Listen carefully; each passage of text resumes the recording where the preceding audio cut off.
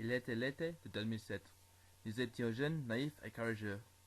Après avoir fini nos études et nos examens d'une école très autoritaire, enfin, nous étions libres. Et quelle meilleure façon y a-t-il de s'émanciper que de faire une excursion en Europe? Mon entourage se composait de 3 très bons amis, Jacques, Dave et Guy. Mais en fait, quand j'ai dit que nous étions 4 dans notre groupe, j'ai menti. Il y avait un homme plus, Jésus. Il était un cadeau de Dave pour commémorer notre amitié, une silhouette en gratton qui mesurait 6 pieds. Étant donné qu'il n'allait pas rendre l'exposition plus chère, il était bienvenu. Et en fait, il changerait nos voyages très profondément. Amsterdam était beau et cool, et l'endroit parfait pour commencer nos aventures. Ce qui nous a étonné le plus était la mentalité des voyageurs. Dans une auberge de jeunesse ou un bar de touristes, on pouvait s'approcher n'importe qui et parler avec eux.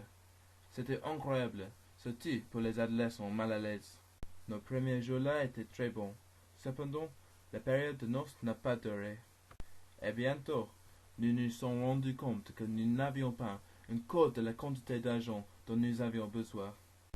Les auberges nous coûtaient presque 25 € la nuit, et l'Europe de l'Ouest était souvent un vrai piège pour les touristes. Peut-être nos parents avaient raison. Peut-être nous avions dû planifier et penser à un budget.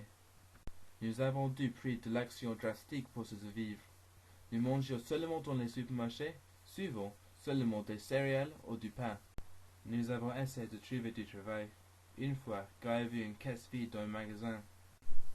Il s'est assis pour offrir ses services comme caissier, mais ils nous ont virés du magasin.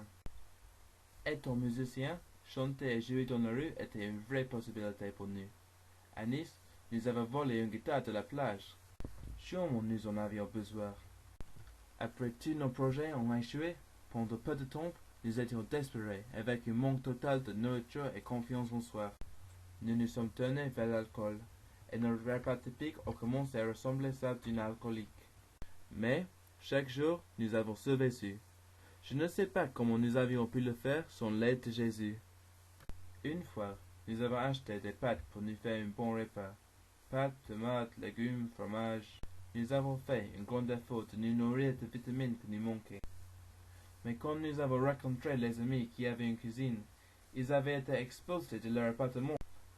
Nous nous sommes trouvés avec les pâtes sèches et des tomates en conserve, sans une uve propre.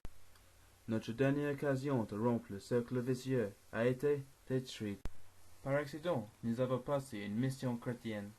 Nous sommes entrés, et c'était plein de gens très amicaux.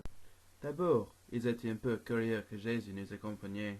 Mais, quand nous les avons expliqués, ils nous ont permis de faire notre repas là-bas. En fait, ils nous l'ont préparé, ajoutant beaucoup d'espices et le faisaient mieux que nous ne l'avions jamais pu faire. Jésus a été notre sauveur. Une autre fois, la présence de Jésus nous a aidés à faire des amis.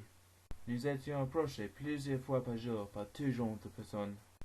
Quelqu'un nous demandait si nous étions chrétiens, et c'était toujours à Guy de répondre aux questions et de très légèrement catholique.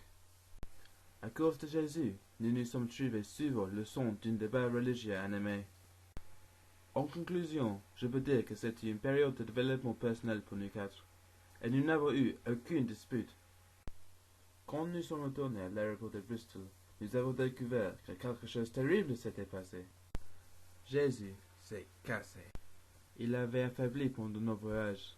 Nous devions le plier pour l'attacher à nos sacs à dos, et quand nous espérons le voir arriver sur la bande de bagages, c'était seulement son torse qui est venu. C'était vraiment une terminaison triste de notre grande aventure, mais il y a mis fin définitivement. Après un mois et plus de 10 paix, nous avions été transformés de collégiens en hommes.